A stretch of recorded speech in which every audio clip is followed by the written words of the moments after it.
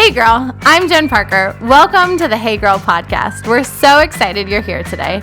We would just love it if you'd go to the iTunes store and give us a little review. Give us a 5-star rating if you're loving us. Give us a little feedback. We'd love to hear from you. And it also helps other listeners find our podcast. So that's super helpful to us, and we would appreciate it so much. Today, we have on our show Karen Brits. And Bethany is going to interview her, and I think you're just going to be so blessed by Karen and her life and the stories that she shares with us. So listen up, girlies.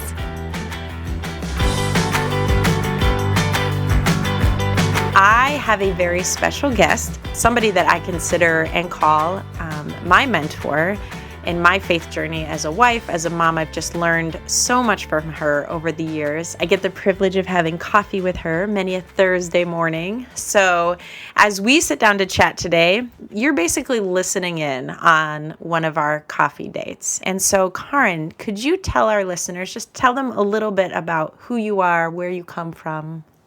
Absolutely. Well, the first thing you'll recognize about me is my accent is not from here. So most often I get asked, where are you from? And I grew up in South Africa, got married there, and after 2 years, my husband and I moved to England, where both my older children were born. So I have 3 children. I'm the mom of a 22-year-old son, a 20-year-old daughter, and a 16-year-old daughter. So my older children were born in England, and after about 7 years, my husband's job took us to Houston, Texas. Wow. I don't sound Texan at all, but we lived there. Culture shock. Very much a culture shock. The first year, a huge culture shock for me. I'd never been to the United States before until we arrived, so that was a big change. But 2 years into that process, our baby was born, who's now 16. And so she's our true American amongst our family. My husband's from Zimbabwe, so all of us come from different places, which has been interesting over the years.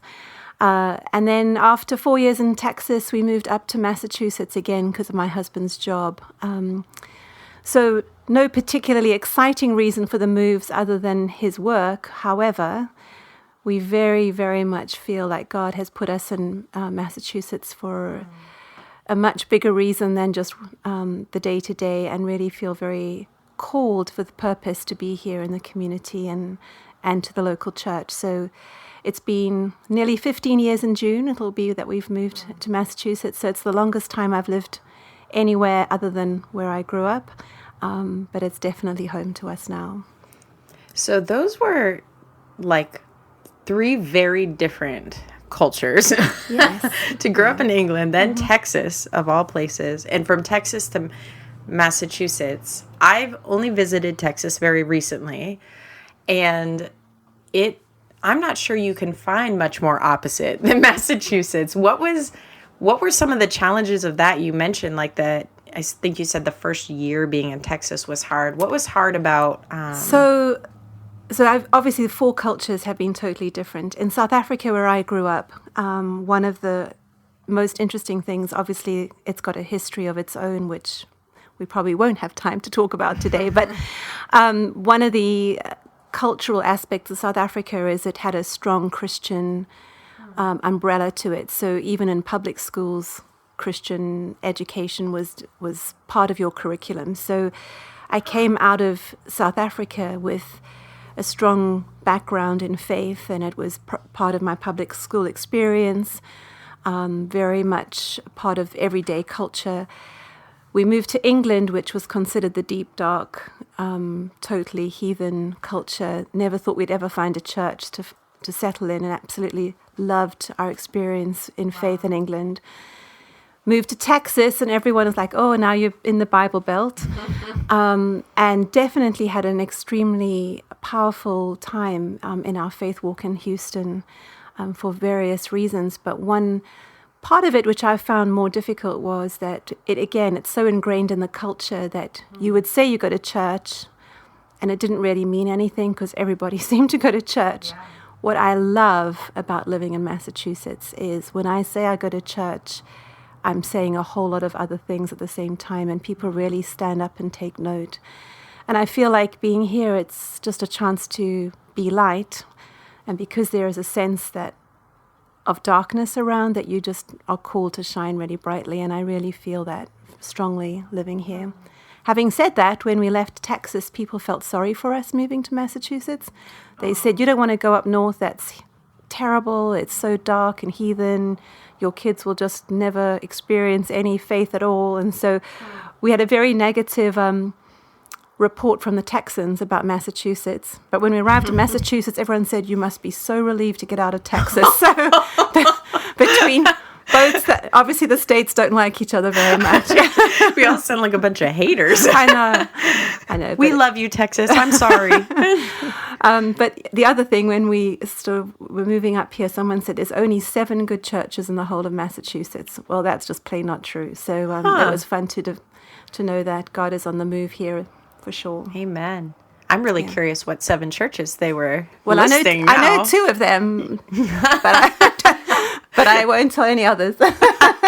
We won't name them because it's going to go badly. Let's talk about Texas again. I'm just kidding. Out of curiosity, your 2 older ones, how old were they when you came from Texas to New England? So can I back up to that? So when we left England, Brendan was 4 and Shannon was just about to turn 2. Okay. And when we moved from Texas up here, Brendan was 8, Shannon was 6, and Sarah was 2. Wow. So do they have memories? I feel like the older ones, at least, they probably experienced the culture shock. Brendan and Shannon have quite strong memories of Texas still. Okay. Brendan actually has memories of England, which is really quite sweet. But Sarah only has memories as we've gone back to visit. Right. She had a very close friendship down there, which unfortunately her friend passed away. So we've been back to visit when she was ill with cancer. So, but yeah, we've the children definitely see Massachusetts as home. I think they would say that for sure. That's awesome. So I know your husband's job moved you here, but tell us a little bit about your life in Massachusetts since you came here. So when I arrived, didn't know anybody, and obviously you arrive in a place. I think every time you move, there's an interesting reset on your life because your reputation and identity gets very much stripped away in the process. So you arrive in a new place and people only know you as a mom or a mom of Brendan or Shannon's mom or whatever identity you arrive at in the school. And I will admit it was a little harder to break through here. People aren't as friendly up front as they were in Texas. However, what I've discovered is once you get through the initial, they become really great friends. So my very first, I suppose, strong sense was, how do I form a community? We found our church quickly, so that was one easy place to connect with people. But I had a strong calling for young mums. It's quite interesting. In England, you have something called health visitors and midwives that help deliver your children. And as part of that, you get attached to a clinic, and so you're in a group of young mums who are all having babies at the same time. So there's a strong sense of community amongst having a baby. But when I had Sarah in Texas, it was probably the most isolating experience I'd ever had. Wow. You kind of go to hospital, and then you leave hospital, and no one follows up with you. So when I moved up here, I really had a strong feeling about how do I reach out to young mums who are having their first babies. So my first vision was to start a first-time mums group, and I had about 7 or 8 first-time mums with their babies meet at my house. And from that group, we then formed what became a Stay and Play, which was a drop-in group for mums and children.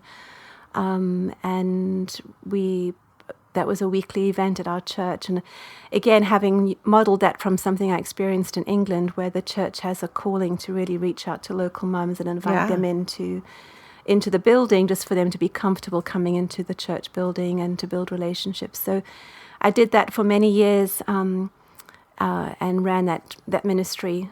Coinciding with that, I was also part of Bible study. And I think from that experience have just really developed a passion for women, mentoring, coming alongside, discipling, shepherding, whatever terminology you want to use, but just loving on women and helping them take further steps of faith in their journey, whether it's as a mom, as a wife, as a friend. And that's been what I've been doing. So what I didn't say is I actually used to be a speech and language therapist. So I worked in England and South Africa and for many years. But when I came to the States, I've been a full-time stay-at-home mum. So my calling has been in the volunteer spectrum, but definitely knowing that God's using my gifts in the process. So. Oh, yeah. So when you first came over, you mentioned, which I've heard this said a lot, of people that come to New England, maybe they're not from here, maybe they just moved away for a while, they're coming back, is that challenge of breaking through. That, once you break through, it's wonderful, and friendships really, and I would agree with that, are very deep in this region. But for you, do you feel like, was it creating that group that was a breakthrough, or do you have other things that were helpful to you as you were trying to break through into, community, into meeting people, coming from a place very, very different from Massachusetts? Like, what are some of the things that were helpful for you in that process? So this is an interesting question because I'm obviously more extrovert in personality. So I am quite willing to go up to people and talk to them. Yeah. And I have many stories of how I've made friends. Some of them are probably a bit more embarrassing than others. Like I once followed a lady out of the grocery store and said, "I think you have the same car seat as my child." And then my next question was, "Can we be a friend?" Become friends. That's amazing. So it's amazing how when you are desperate for a friend, you're willing to you'll find make anything them anyway. in common. That's right. That's right. So that was in Texas. My experience here was and I remember this like it was yesterday. I was our church was doing family photographs, and we'd only been here about 3 months at the very most. Yeah. And I saw this woman walk in, and she was holding this 6-week-old baby, and this woman is younger than I am. She's probably about 5 years younger than I am. Beautiful. She's everything I would love to be, probably. I remember thinking, I want to be her friend. And so I went home and I just, like, Lord, that person, I don't even know her name, but that's the person I want to be friends with. And God is amazing because he always shows up at those moments. Years ago, he gave me a promise, and I know this is kind of a paraphrase of a verse about, I know the plans I have for you. He said to me, Karen, I know the friends I have for you. And these are friends that will give you hope and be a part of your future. And that happened when I was in my early 20s. But anyway, the story with this friend was, it wasn't long after that initial seeing her from a distance and praying about me wanting to be her friend, she actually called me and asked if we could go out for dinner one night, which was amazing because she was a mother of 3 and had a small child. Wow. Because in contrast to her, I'd been in a small group where I'd heard another woman say, I've got too many friends, I don't want to meet anymore. Oh. And as a new person in a group, that's very painful to hear. Yeah. So I didn't think I'd ever get to make a friend. Anyway, so this friend that I made from that moment has become a very dear friend. And actually, as of probably September this year, we've prayed every week for 14 years together. Wow. So I consider her a very important part of my life. That's awesome. Did you have the same car seats? Nope. Just curious. And she doesn't sound like me at all. So yeah. Oh, that's awesome. So then you create, God lays on your heart this desire for young moms. And I actually didn't know that you were part of starting that Stay and Play. Right. Though I've never done the Stay and Play at your church, I've heard of it in this area. I know it just has definitely a reputation as being a place for moms to meet other moms, which is so cool. I know the founder. When we're done, I'll get your autograph. But no, I think that's awesome. And I love you talked about the Bible study, and because that's part of our story. I think my favorite part of the story of when we first met, and you tell it often that there was a house for sale on your street, and obviously we ended up purchasing that house. And I wasn't there the first time that you stopped by. What I know is you brought a rose bush, because to this day, though we do not live in that house anymore, that rose bush still blooms in that front garden. But I remember coming home, and my brother-in-law, Peter, who was the one that you met that day, was like, one of your neighbors stopped by and they brought you this rose bush. And I was like, oh, from what house? And he's like, I didn't ask. And so for the longest time, I'm like, I want to say thank you. I don't know who brought this. And then maybe you can jog my memory. I don't remember when we first chatted, but I remember you inviting me. Can I tell you a funny story about that? Yes, I was sharing please. with Sarah. So at the same time as all that house was up for sale, my daughter Shannon was 13, and we'd had this kind of, it wasn't a rule, but it was a principle, probably more, that you really shouldn't date until you're 16. Yeah. Discussion. So at 13, she comes to me and she's very, very serious, and she says, Mom, I know you think 16 is the right age, but I have met someone that I think is I know where this is going. that this is going to be the right person for me. You will really like him. He's a Christian, and she kind of laid down this whole serious conversation. And I'd like permission for you for me to date him. Well, I could have fallen on the floor. She's 13 years old. Anyway, so the long and short of that is it turned out to be David. Yeah. And so we got to know David, and he came around to the house. And it was because he said to me, our youth leader has just moved into the house at the end of the street, that I felt even more comfortable just to say, here I am. Tell me about this boy. Yeah, and one day we were all in the front yard, and I remember you and Andy and the children walking past, and David was the one who called you up and said and introduced us. So he kind of broke the ice for us. But I don't know what that was all about with David and Shannon, except to say it was a great introduction to you. So I'm going to fill in the blanks here. David is David Larsen, who on another episode that we have, Hannah Larsen, which ironically we just recorded right before this one. So her son, David, that we spoke about, was the young man that was pursuing your daughter. And I forgot about that until you just said that. That's fantastic. So we got to meet you, and you so graciously invited me. I still remember you coming and just very humbly, I never want to try and, pull people away from their commitments at their church. But I also know that sometimes when your spouse is on staff, which was my story at the time, my husband was on staff at our church. You're like, sometimes it's nice to find community kind of where you're not necessarily a staff wife. And so you invited me to your women's Bible study. And to this day, and that was quite a few years ago, but to this day, I still look on that time and the time I was able to be a part of that, and you were my small group leader, as just being such a sweet time for me in the Lord and my own faith journey. At that stage as a mom, it was just, I'm not sure I've even been able to articulate to you how impactful that invitation was for me. And it wasn't, that I didn't have a relationship with Jesus, but I just was longing for even what you just described as your heart for putting it together. I was longing for friendship and longing for community to kind of grow in my faith. And I don't think I could have ever guessed the friendship that would come between us, even after I was unable to, once I got the job at the church, I wasn't able to attend the Bible study anymore, but I just felt like I gained you, so I win. So fast forward the time. What does this season in your life look like right now for ministry, family, marriage? Right. That is a very big question, Bethany.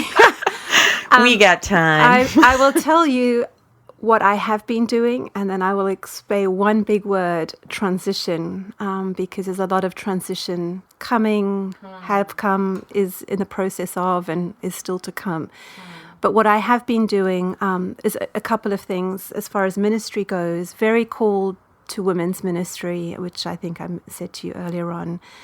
I'm primarily responsible for women's Bible study, and that is the shepherding both of the leaders and of my own small group, as well as speaking and writing, which I love. I love the whole process of people having aha moments in God's word, and so the joy of being in that, whether it's someone who's very new in their faith to even those who are more mature in their faith, but it's such a privilege. And then my primary responsibility the last couple of years has been the women's retreat, which I've just finished yesterday. Yeah. And absolutely loved the process of bringing women away for a weekend, and really saw it not to be a conference, but to be a place where women come and really seek after the Lord. So we would come to him with a blank piece of paper at the beginning of the summer, usually asking him for the details step by step, and he would always give us a theme, a verse, and then we would find the speaker and worship leader and slowly build up this quilt of what he was going to do on the retreat. So worked with amazing women, feel part of that is my call is drawing out gifts in other women to come alongside and feel a part of the process. So I've just had a lot of fun seeing women flourish as they've used their gifts. And alongside that, women who want to share their testimonies, or I've identified those that could share testimonies and then watching them do it at a retreat. And often they've become long-term speakers because of what they've been able to do. So really a lot of highlights in that.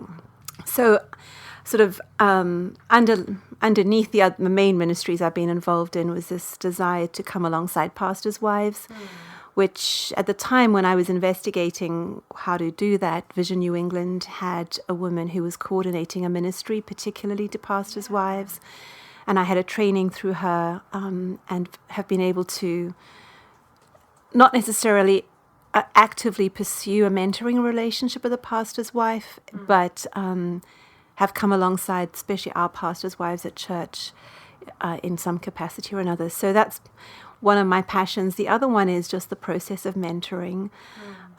So I was involved in youth group for 4 years and brought a small group of girls from 9th grade up to being seniors. And I still have the privilege of meeting with them now. They're all turning 21 this year. Are you bringing them out to party? Nope.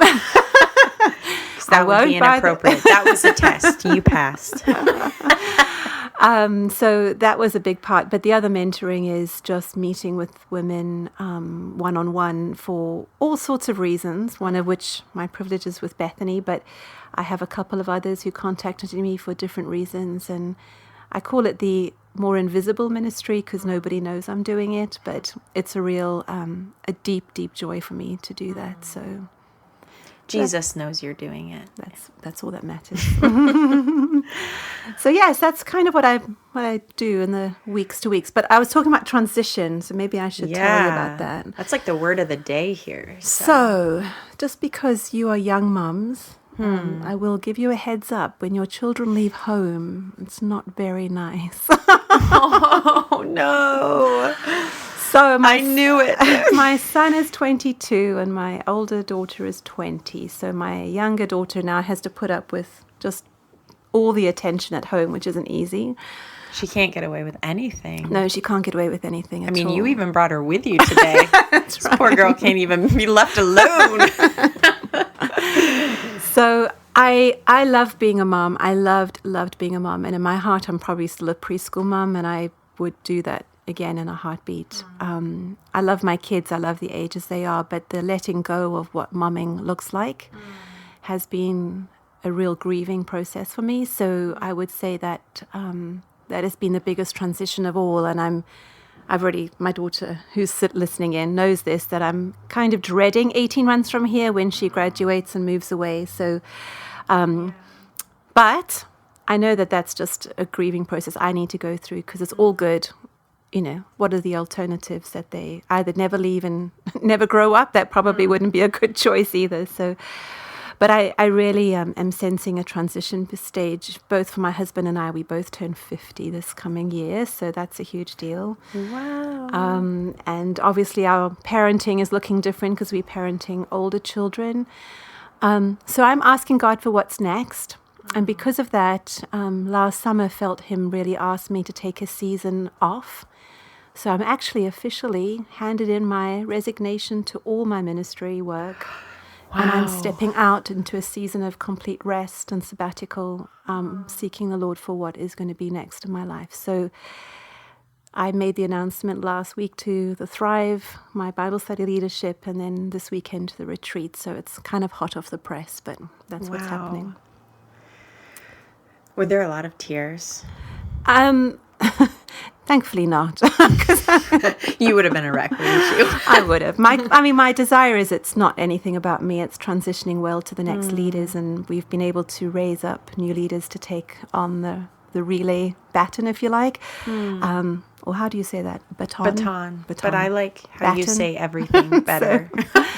So I'm excited because new people, new vision, new energy and enthusiasm, and it's God's ministry for sure, not my ministry. But I am very nervous. I've never not had a responsibility since I've lived in Massachusetts, and so the thought of, especially when September rolls around and I suddenly wake up and my week looks empty, I don't really know what that's going to be. So that's the honest truth. So a lot of transition. Wow. It's interesting. I mentioned earlier that we had been talking to Hannah. Even today we did the interview, but hearing like that similar theme of both transition, but also I loved that similar theme of handing the baton and raising up the next generation.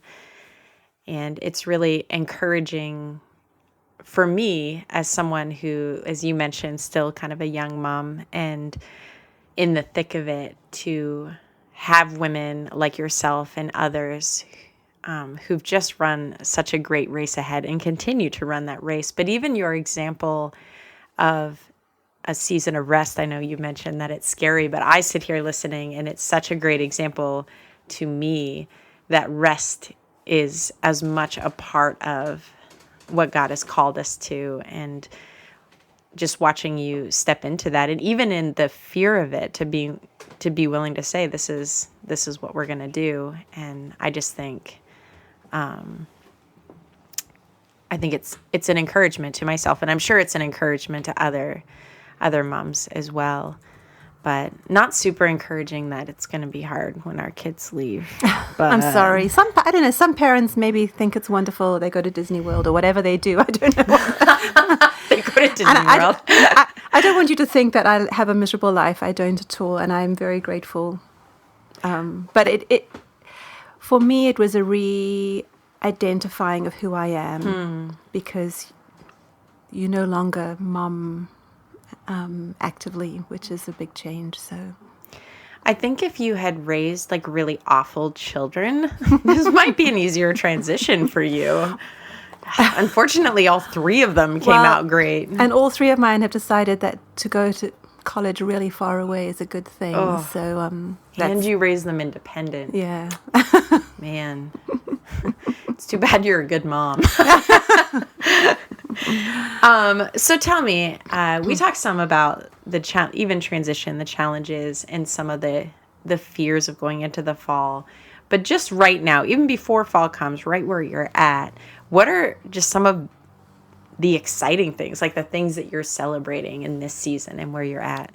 So some of the things I absolutely get delighted about is to watch how my children relate to each other as, and this is going to sound very strange, I almost get more excited by the fact of their relationship with each other than I do with them calling me.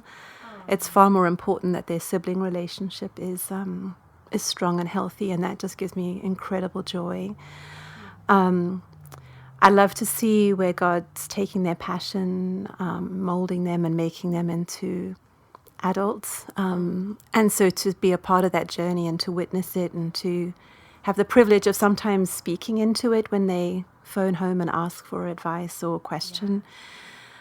I'm really learning hard not to listen and to kind of wait until they ask, as opposed to give my opinion of what I think should happen, because I don't want to get in the way of anything. So, and I'm grateful that they do call home, because I know some don't. I'm excited about watching God raising up new and excited believers in the younger, like 20-year-old generation, early 30-year-old generation. It gives me great joy to see moms with little babies coming in and being willing to take on ministry activities, and that I find very thrilling. And I'm excited about what is to come, because I do believe the best is yet to come. And so that means it looks different. It's not going to be active momming like I was doing, but it means I get a chance to have fun with my husband and do some new things with him. It's fun to think about what that's going to look like in the years to come. We both still feel absolutely passionate about being in ministry, so whilst I'm taking some time away, I don't ever see us not being involved, and I certainly don't ever believe in retiring from ministry. So what that's going to look like, I don't know. But yeah, and I believe, for example, that God is raising up more and more believers in our local area. So when we first came to Northborough, I only really knew another one or two families that were believers, but just watching more and more families coming into town who have strong faith and are connected into the local church, I get excited about that. Excited about there being like a Bible club at the high school that's active, alive, and well. I mean, that's just thrilling. So, and your daughter being such a big part of that. Yes, it is. So she smiled. So there's a lot of very exciting things, and I think the excitement is that God's kingdom is on the move, and it's not that deep, dark place that we once were told Massachusetts was. So I get really thrilled by that. So one of the things that I just really admire in you is you are someone that is so others focused, and you're just your servant, and that's so evident even in conversation with you. So I feel like these next set of questions might be hard for you, because we're going to set children and ministry aside and marriage aside, and ask for you, what are some of your favorite ways or just methods right now that you're growing in your own personal faith and your relationship with Jesus? So that's partly why this season of rest is coming about, because I feel like it's sometimes hard to do that when you're in the midst of ministry. And I admire anyone who can have the discipline of quality time with the Lord individually while they're trying to prep for ministry. So usually what happens is when I'm reading God's word, I'm often not thinking about it for myself. I'm thinking about it for everybody else, which isn't a good reason at all. But it's because I'm thinking about that next talk or the next study or the next verse that might apply to somebody else's life. So I'm looking forward to really reading God's word for myself and hear him speak for myself. So what I love to do is I do love to read, and I've had some powerful books in the last, shaping books I would call them, that have shaped who I am, and God's put me in different seasons of what those books are, and that's another whole podcast of my top 10 books that have shaped me. Does it have to be another podcast? Could you give us like 3 or 4? Okay, even just one. We'll take any that you'll give us. Okay, I'll give you my 3 that I would say have shaped me some of the most. All right. You ready for them? I'm Jen, take notes. The first one's Redeeming Love by Francine Rivers. Oh, that's literally on my nightstand right now, yes. And for me, that was one of the most powerful books about God's grace. And it's just an incredible word picture of it. So that totally changed my perception of grace and perception of how God views me. Alongside of that book, What's So Amazing About Grace, probably those would go hand in hand with each other. So that was definitely a season of my life that I, having been very much a good girl, legalistic in my faith probably, just to really explore what grace looks like, was very life-changing. The 2 others, which not necessarily are great reading books, but Boundaries and Margin, both books which that one's right above your head.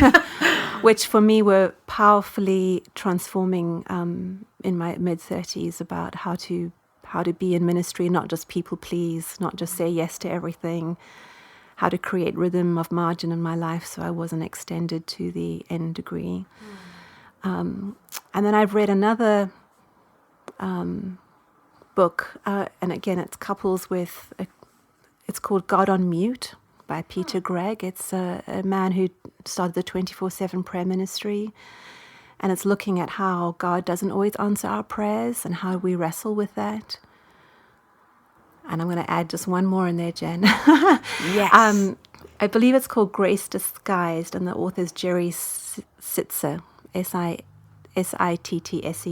and it's looking at grieving. And that's been another area which I haven't mentioned, but I've had a real heart for, through circumstances. I had at one point about 4 or 5 friends lose loved ones very quickly in succession, some of which were young women who lost husbands unexpectedly. And so to walk through with a young widow the journey of grief has really caused me to do a lot of in-depth reading about the subject. So it's not part of my own story, but I feel like I've walked the journey with, we had a young widows group of about 5 or 6 widows that all lost their husbands within about 2 years in our church. So to have the privilege of being with them through that was very powerful. So that's another one of the books that has touched me.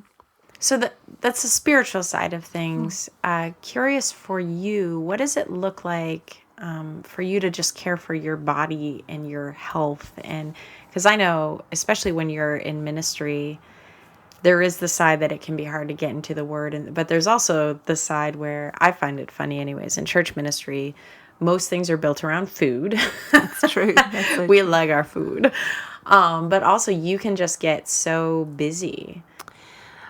Yes, so I will have a big confession. I know that exercise is really good for you, but I'm not necessarily the best person at disciplined exercise. Having said that, I do make an effort to go exercise a couple of times a week because I do know it is good for you.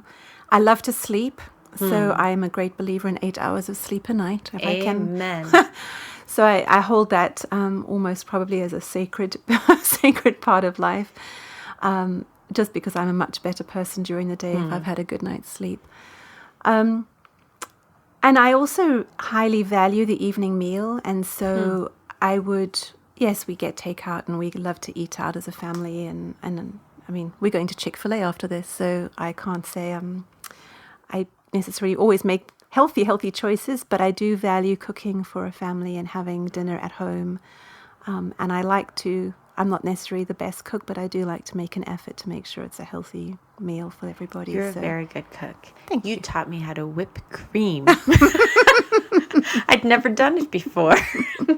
And you should also know that Chick-fil-A is blessed. Those are Christian chickens. Okay, so yes, no it's calories. Totally, yeah. The calories don't count. No.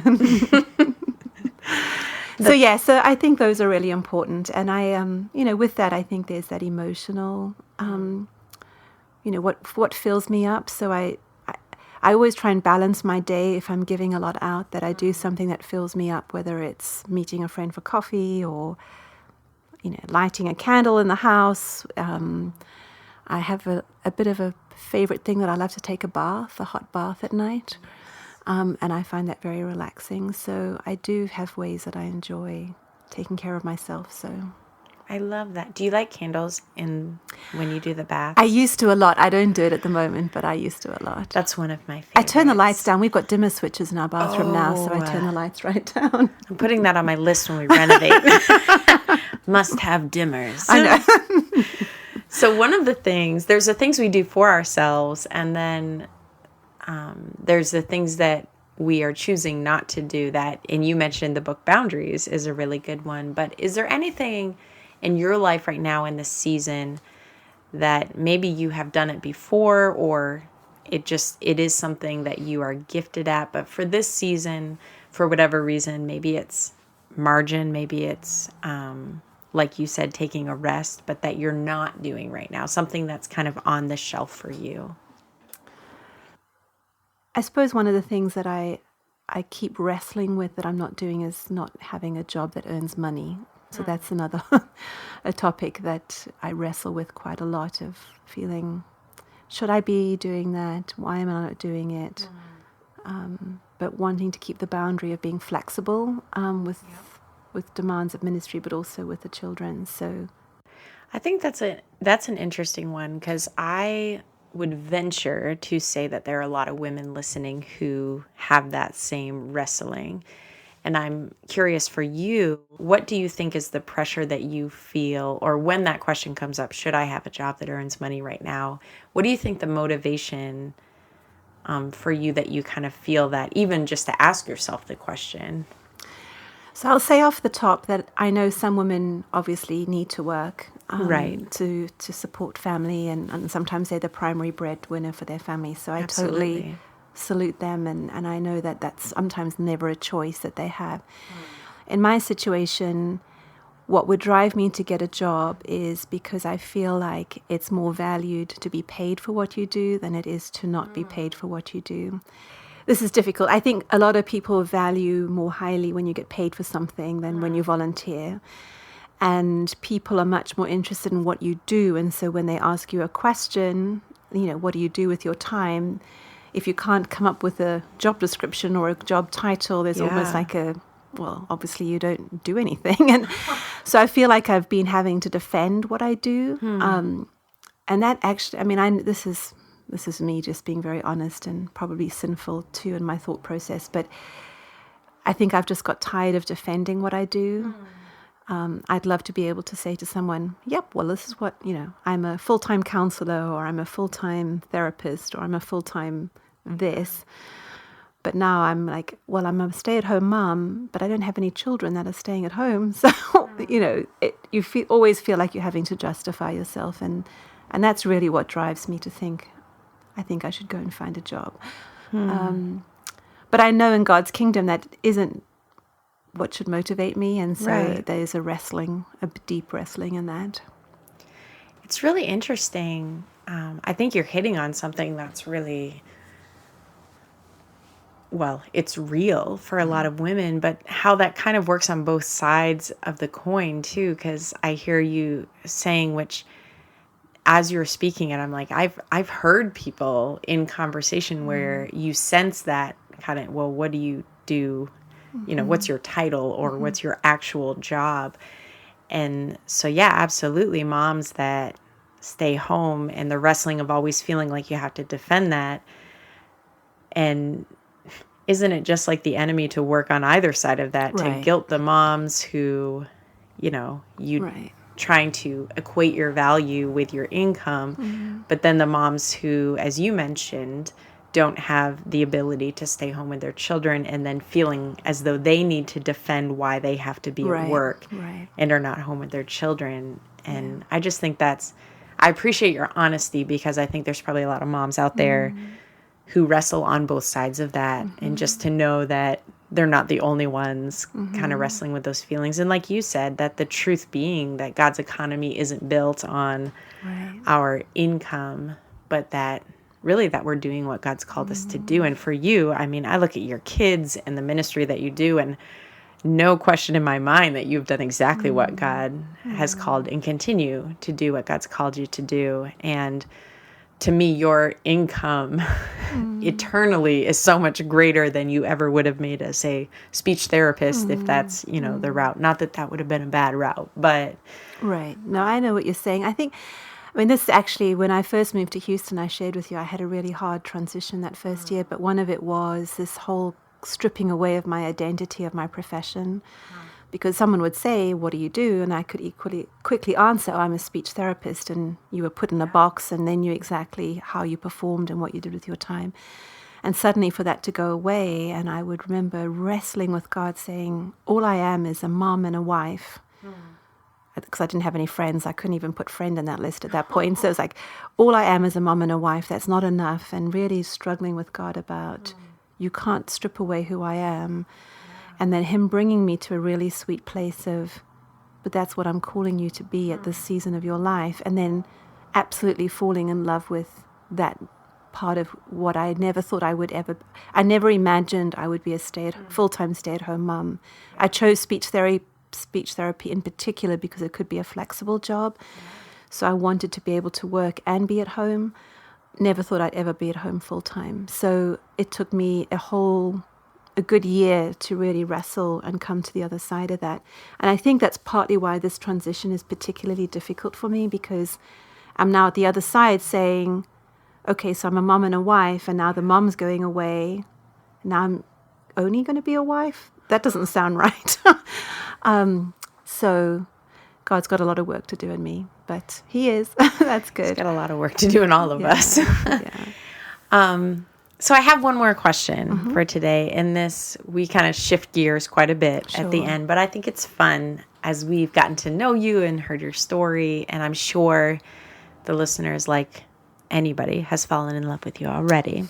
So I think it's important for them to know, for you, Karen, what would you say is the most superficial thing about you?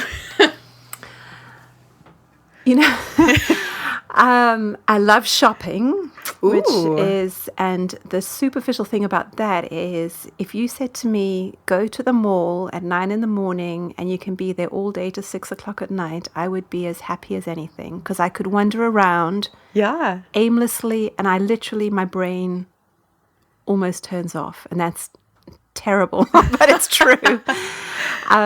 I love drinking out of bone china teacups. Please don't give me chunky mugs for my tea. I think I mentioned I like taking a hot bath, which is pretty superficial, I suppose, especially in the evening. I just think it's nice. I can listen to the mayhem around me and just enjoy that.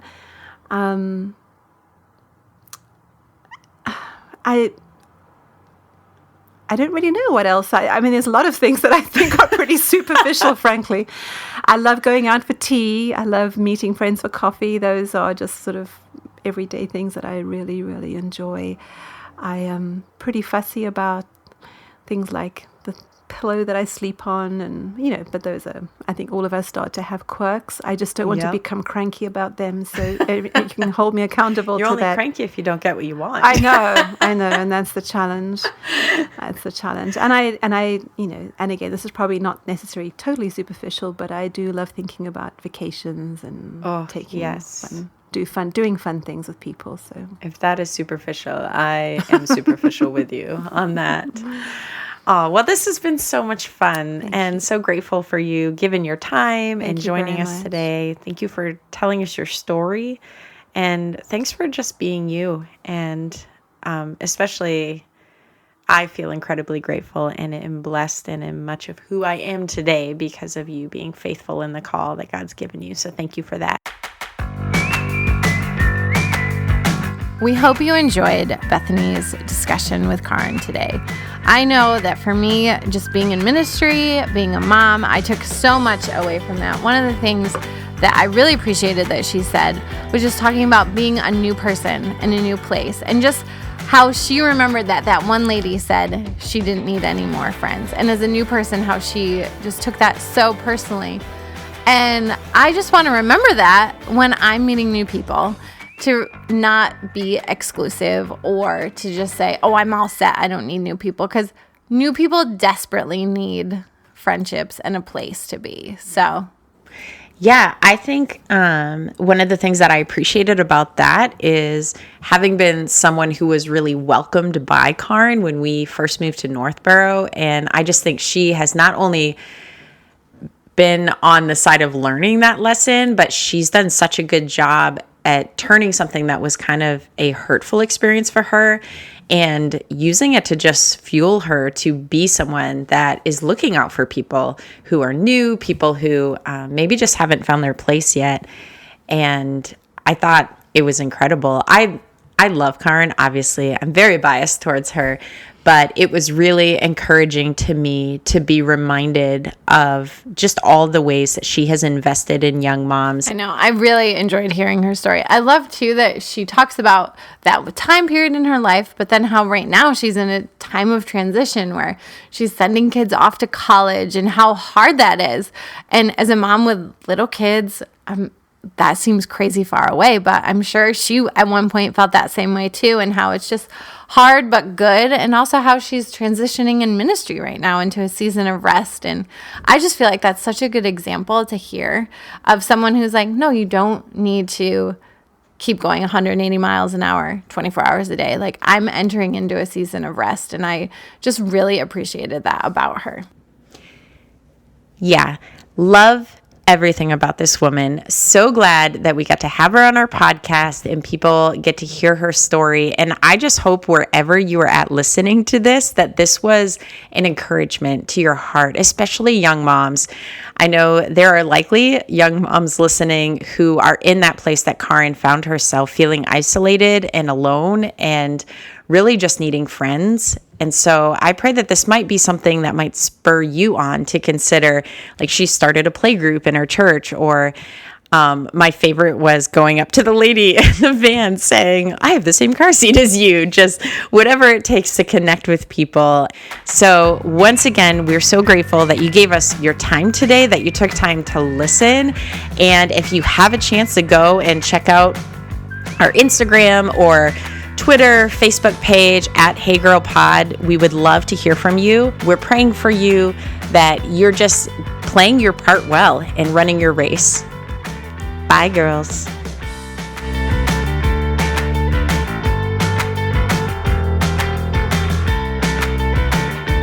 Whatever you... I believe in you. I know. I'm using up all. I only have like 2,000 words a day. I've already used them all up. I'm gonna be done. Okay. Just keep that. That podcast ninja. Hello, this is a podcast ninja. Just kidding. I want to keep that. Andy, I'm sorry, I'm a dud. No, you're not.